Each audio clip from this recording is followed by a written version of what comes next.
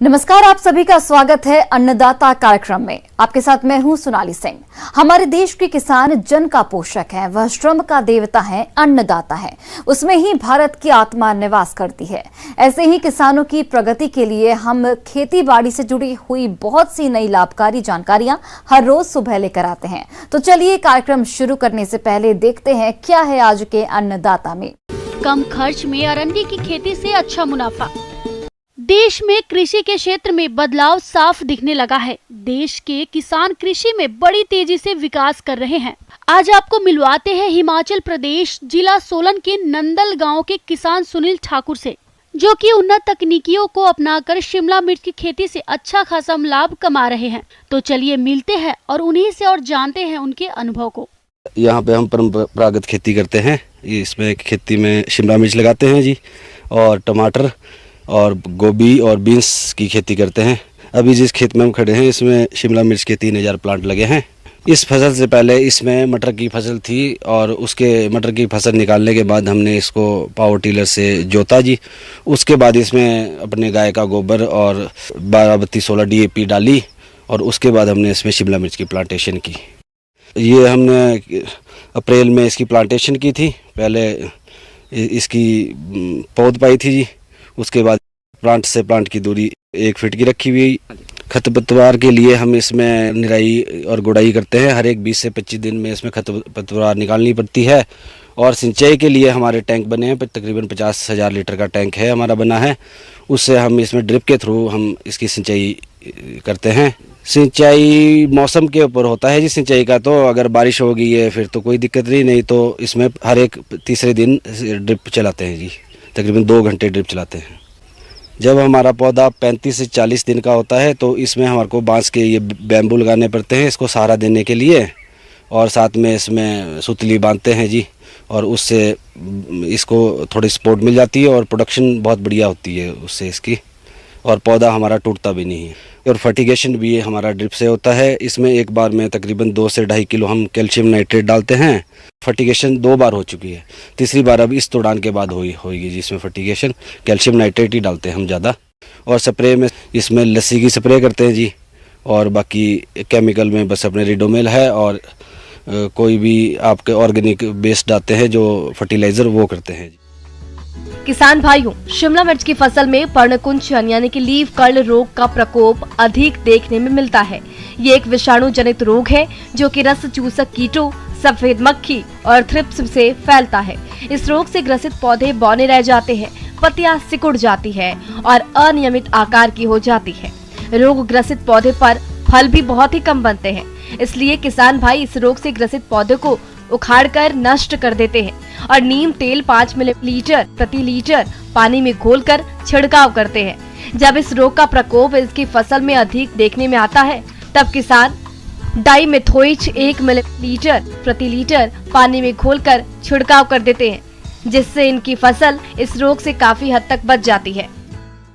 ये हमारे 3000 प्लांट है जी। इसमें तकरीबन एक पौधा 1 किलो की एवरेज देता है, और अब इसका इस वक्त 5वां तड़ान हम ले चुके हैं और बहुत बढ़िया फसल चली है, और रेट भी इस वक्त बहुत बढ़िया है। किसान भाइयों, यदि इन किसान भाई की कुल आय व्यय की बात की जाए तो ये अपनी 1 बीघा प्रक्षेत्र पर लगी शिमला मिर्च की फसल की 5 तुड़ाइयों से अभी तक कुल 12 क्विंटल उपज ले चुके हैं। और जहां तक बाजार भाव की बात करें तो इन्हें औसतन 40 रुपए प्रति किलो के हिसाब से बाजार भाव मिल रहा है। इस तरह अभी तक इन्हें 5 तुड़ाइयों से लगभग 48,000 रुपए की आमदनी हुई। जहां तक लागत खर्च की बात है तो खेत की तैयारी, खाद उर्वरक, पौधे की खरीद, दवा तुड़ाई और परिवहन इत्यादि को मिलाकर अभी तक कुल खर्चा 13,000 रुपए आया है। इस तरह इन्हें 5 तुड़ान से अभी तक 35,000 रुपए का कुल शुद्ध मुनाफा हुआ। किसान भाइयों, इस किसान भाई को आगे चलकर 20 तुड़ाइयों से औसतन 17 से 18 क्विंटल उत्पादन मिलने की संभावना है, जिससे कि इनका कुल शुद्ध मुनाफा और भी बढ़ेगा। 3 टन के करीब इसमें मेरे को उम्मीद है कि प्रोडक्शन निकलेगी। और आजकल मंडी में रेट 40, 50, 60 तक, कई बार 70 तक भी चला जाता है, लेकिन एन एवरेज 40 की एवरेज आती है। तो तकरीबन 1,20,000 की उम्मीद है भी 1,20,000 का हो जाएगा। 20,000 रुपये खर्चा हो जाएगा, 1 लाख रुपये हम इसमें बचा लेंगे, उम्मीद ऐसी है जी।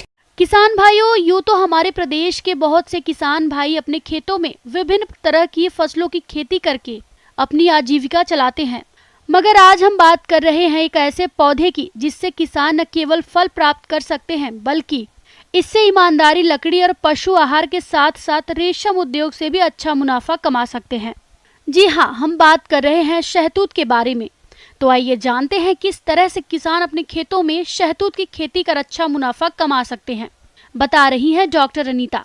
तो हम आपको बताते हैं कि सबसे पहले जो ये शहतूत है, ये मैदानी इलाकों से लेकर ये आपका हिमालयन रीजन तक, आपके हाई हिल्स तक हो सकता है। इसका वृक्ष छोटे से लेकर मध्यम आकार का होता है और यह बहुत तेजी से बढ़ता है। तो हमारे जो किसान भाई इसकी खेती करना चाहते हैं, उन्हें इसकी खेती के लाभों के बारे में समझना होगा, जिसके बारे में आइए जानते हैं। तो सबसे पहले जो आपके शहतूत के फल, आपके जो शहतूत के फल वो खाने में बहुत ही स्वादिष्ट होते हैं और आप इनको शुगर के लिए यूज़ कर सकते हैं और ये एंटीऑक्सीडेंट भी होते हैं। तो ये आपको बाज़ार में भी मिल जाएंगे, लेकिन गांव में जो होंगे आपके फ्रेश फ्रूट और बिना खाद वाले फ्रूट जो आपको शहतूत के आपको मिल सकते हैं। दूसरा जो इसका उपयोग कर सकते हैं हम, वो करते हैं हम इसका चारे के लिए। किसानों के लिए जो शहतूत का चारा गर्मियों के मौसम में सबसे अच्छा चारा है और इसमें जो आपका क्रूड प्रोटीन की मात्रा है वो भी अधिक मात्रा में पाया जाता है। तो आप इसको गर्मी के मौसम में जब आपका और सारा चारा ख़त्म हो जाता है तो उस वक्त आप शहतूत का आप इसको इस्तेमाल कर सकते हैं इसको चारे के लिए। फिर आप इसका तीसरा यूज जो आता है उसका वो है आपका सेरिकल्चर में, रेशम उद्योग में, जो कि सबसे फ़ायदेमंद उद्योग है इस वक्त कि आप इसके ऊपर रेशम के कीड़ों के लिए ये सबसे अच्छा भोजन माना जाता है शहतूत, जो कि आपका वाइट मलबरी भी हो सकता है, ब्लैक भी हो सकता है। तो शहतूत के कीड़े को आप इस पर पालकर इससे आप अच्छी इनकम प्राप्त कर सकते हैं। फिर आपकी जो इसकी लकड़ी है उसको भी आप, क्योंकि इसमें इंसेक्ट कम लगता है, तो इसको आप हमारे जो लोग फर्नीचर बनाने में यूज़ कर सकते हैं या फिर आप इसके बर्तन भी बना सकते हैं। किसान भाइयों, शहतूत कम समय और कम लागत में तैयार होने वाला पौधा है, इसलिए जो किसान भाई इसकी खेती करना चाहते हैं तो उन्हें इसकी खेती करने के कुछ महत्वपूर्ण पहलुओं को समझना होगा, जिसके बारे में आइए जानते हैं। तो शहतूत की जो खेती के लिए आपको इसकी कटिंग्स सबसे अच्छी चलती है, आप इसका बीज का इस्तेमाल भी कर सकते हैं। इस शहतूत के जो किस्में हैं आपके जो मैदानी इलाकों में है वो आपका वाइट मलबरी, जिसको आप मोरस अल्पा के नाम से जानते हैं, और जो आपके ये काला शहतूत, ठीक है, ब्लैक आपका जो है उसको भी आप लगा सकते हैं। तो आपके जो मैदानी इलाकों में जो रेशम उद्योग में है वो मोरस अल्पा वाइट शहतूत जो है सबसे ज़्यादा उपयोग होता है। ये पौधा जब तैयार हो जाए तो बरसात के मौसम में आपने इसकी प्लांटिंग करनी है आपके अपने खेतों में। खेतों में आप इसको आपके बंड पर भी लगा सकते हैं, खेतों के किनारों पर लगा सकते हैं, जिससे कि आप इसका और खेत का आप अच्छे से इस्तेमाल कर सकें। और अगर आपके पास बीच में जगह है तो आप इसको आप इन खेतों के बीच में लगा सकते हैं। तो आपने जो भी प्लांटिंग करनी है वो बरसात के मौसम में करनी है, ताकि इसको बारिश के टाइमर जिससे इसमें पानी की कमी ना आए। फिर आप इसमें जो बंड्स में आपके जो आपकी दूरी रहेगी वो 5 से 6 मीटर की दूरी पर आप इसको लगाएं, क्योंकि जो इसका क्राउन का स्प्रेड है वो ज़्यादा रहता है, जिससे आपको अगर आप इसको चारे के लिए या आप रेशम उद्योग में इसको यूज़ कर रहे हैं तो आप इसको आसानी से आपको इससे आपके इसके पत्ते अच्छे से इसमें डेवलप हो जाए और बड़ा पत्ता आपको मिले।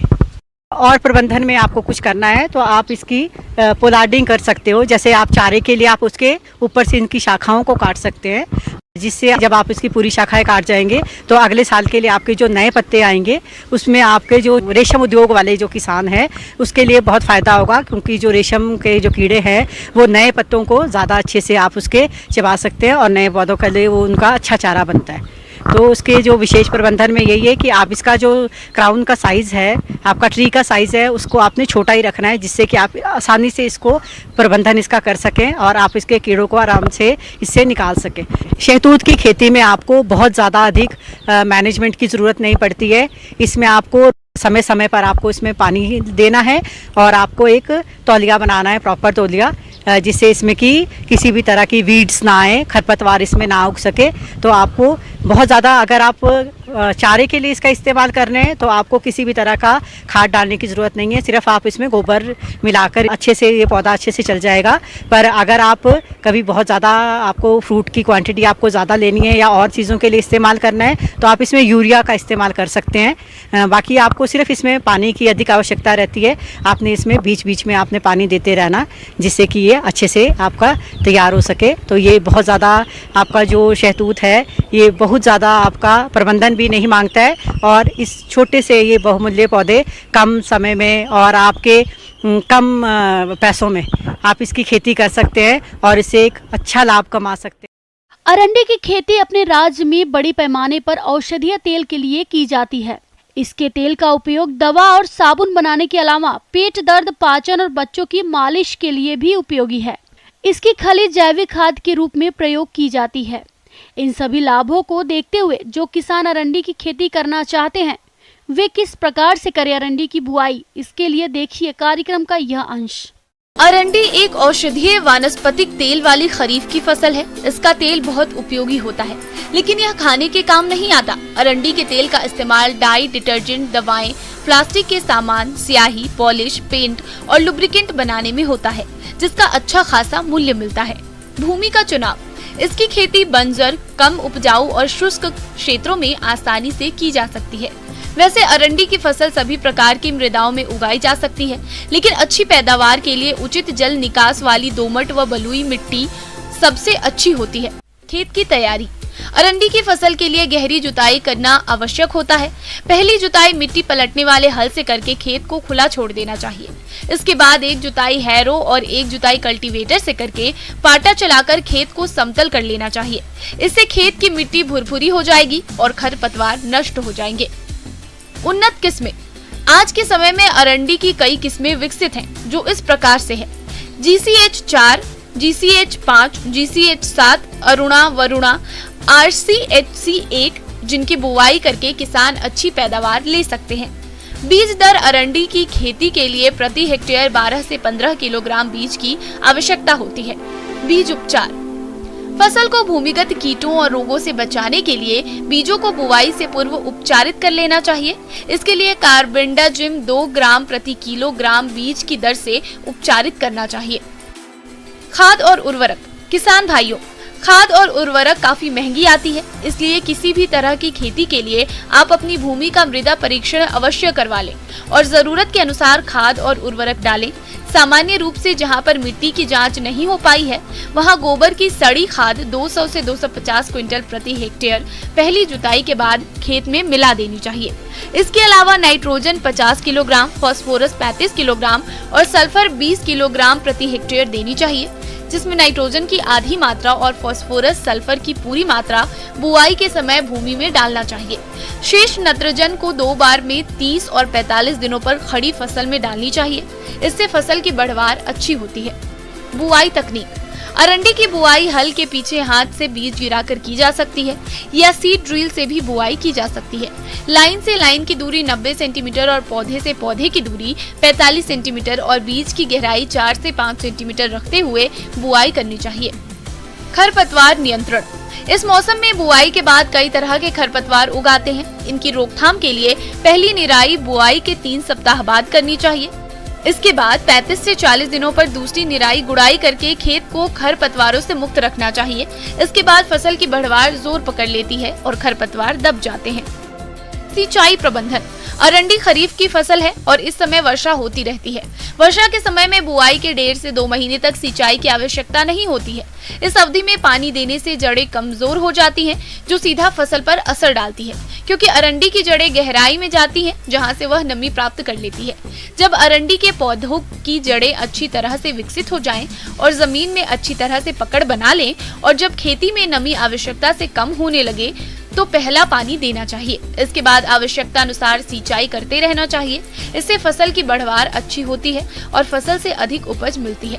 अरंडी की फसल सिंचित क्षेत्र में अच्छे प्रबंधन के साथ की जाए तो प्रति हेक्टेयर इसकी पैदावार 30 से 35 क्विंटल तक हो सकती है, जबकि असिंचित क्षेत्र में 15 से 30 क्विंटल तक प्रति हेक्टेयर पैदावार लेकर किसान अच्छा मुनाफा कमा सकते हैं।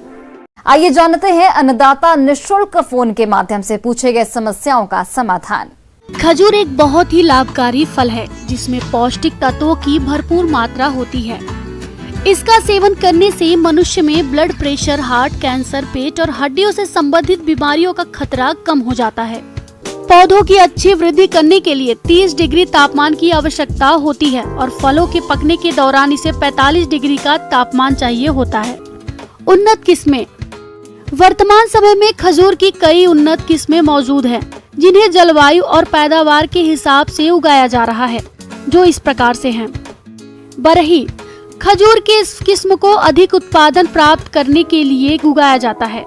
इसके पौधे अधिक तेजी से वृद्धि करते हैं। इसके पौधों में फल देरी से निकलते हैं। फलों का आकार अंडाकार और रंग पीला होता है। इसके एक पौधे से तकरीबन 70 से 100 किलो फलों को प्राप्त किया जा सकता है। खुनेजी। खुनेजी किस्म के पौधे सामान्य रूप से वृद्धि करते हैं। इसका पौधा कम समय में पैदावार देना आरंभ कर देता है।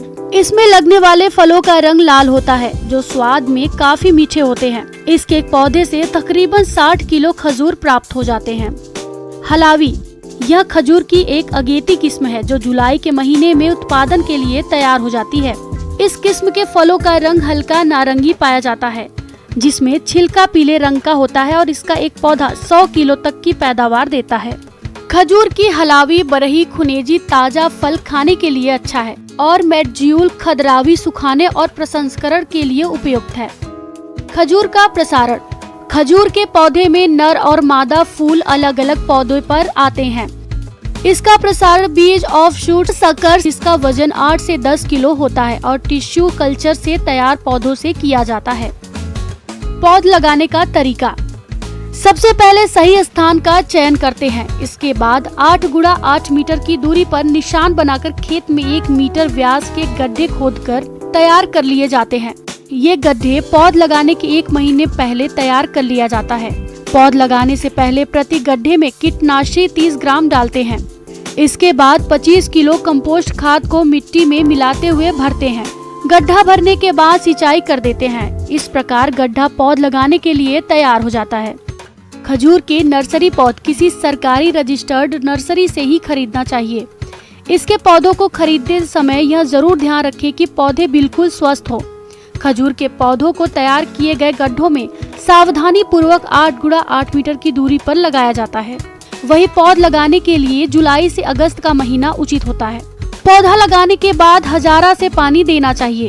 1 हेक्टेयर में 156 पौधे लगाए जाते हैं। खरपतवार नियंत्रण। खजूर की बागवानी के बाद अक्सर कई तरह के खरपतवार उग जाते हैं, जिन्हें निराई गुड़ाई करके समय समय पर निकालते रहना चाहिए। इससे बाग में कीट रोगों का प्रकोप कम होता है। पौधों की अच्छी बढ़वार होती है। सिंचाई। खजूर के पौधों को बहुत ही कम सिंचाई की आवश्यकता होती है। गर्मियों के मौसम में इन्हें 15 से 20 दिन में पानी देना चाहिए। वहीं सर्दियों के मौसम में इसके पौधों को महीने में केवल 1 बार ही सिंचाई की आवश्यकता होती है। वहीं ड्रिप से सिंचाई करने पर पानी की बचत होती है। खजूर के फलों की पैदावार। खजूर का पौधा रोपाई के 5 वर्ष बाद पूर्ण रूप से फल देने के लिए तैयार हो जाता है। जब इसके फल पक जाते हैं तब इसके फलों की तुड़ाई 3 चरणों में कर लेनी चाहिए। पहले चरण की तुड़ाई में इसके ताजे और पके हुए फलों की तुड़ाई की जाती है। वहीं दूसरे चरण में इसके नर्म फलों की तुड़ाई की जाती है और अंतिम चरण में फलों के सूख जाने पर तुड़ाई की जाती है, जिसका इस्तेमाल छुहारा बनाने में किया जाता है। इस प्रकार किसान खजूर की बागवानी करके अच्छा खासा मुनाफा कमाकर अपनी आर्थिक स्थिति मजबूत कर सकते हैं। एक नजर डालते हैं राज्य के कुछ मंडियों के प्रमुख फसलों के बाजार भाव पर।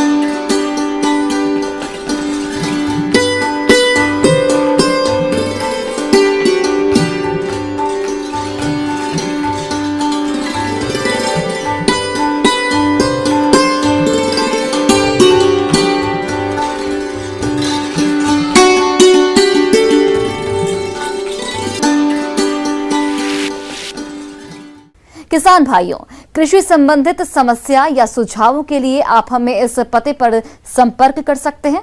Producer Annadata, news 18 Rajasthan, Ramoji Film City, Hyderabad 501512। साथ ही आप हमें ईमेल भी कर सकते हैं। हमारा ईमेल आईडी है p18annadattarajasthan@news18.com। इसके अतिरिक्त आप हमें निःशुल्क हेल्पलाइन नंबर 18008892 पर सोमवार से शनिवार सुबह 10 से शाम 4 बजे के बीच संपर्क कर सकते हैं। अब समय हो रहा है आपसे विदा लेने का। कल फिर से आपसे मुलाकात होगी कृषि से जुड़ी महत्वपूर्ण जानकारियों के साथ। नमस्कार।